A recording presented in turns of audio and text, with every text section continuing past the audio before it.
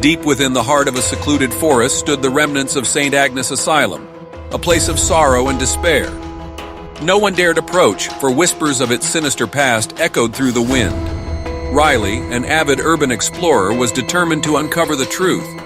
Armed with a camera and a heavy heart, he ventured into the asylum's crumbling corridors. The air was thick with an otherworldly chill, and every creak seemed to be a spectral plea for release. As Riley descended into the basement, he stumbled upon a hidden chamber. A flickering lantern revealed a collection of journals. They chronicled the stories of patients who had suffered unspeakable horrors at the hands of sadistic doctors. But the most chilling entry spoke of the Whispering Man, an entity born from the agony of the patients. Suddenly, faint whispers filled the room, growing louder and more distinct. Terrified, Riley fled the basement, leaving the journals behind. That night, he was tormented by voices that urged him to return. Driven by an inexplicable compulsion, Riley found himself back at the asylum. The journals were gone, replaced by an old mirror. His reflection grinned sinisterly, and the whispers grew louder until they became a cacophony of anguish. Riley's screams mingled with the tortured voices, and he was consumed by the darkness. The asylum's secrets had claimed another victim.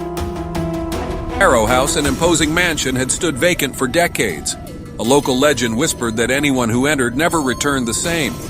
Curiosity led Sarah and her friends to test the legend's truth.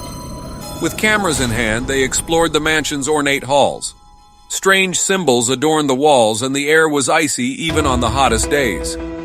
As night fell, they heard faint whispers that seemed to call their names.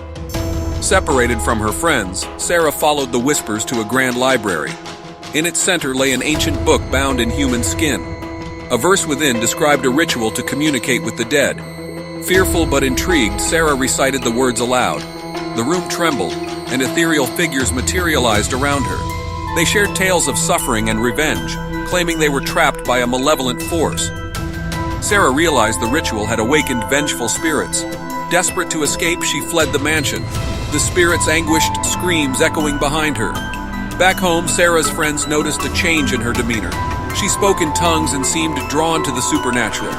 Desperate to help, they tracked down the ritual's counterspell. At Harrow House, they confronted the spirits, offering them solace and a chance to rest. The mansion shook, and the spirits' anguished wails turned to mournful cries. As the sun rose, Harrow House crumbled into dust, taking the vengeful souls with it. Sarah was freed from the spirits' grasp, but their haunting tales would forever remain etched in her memory.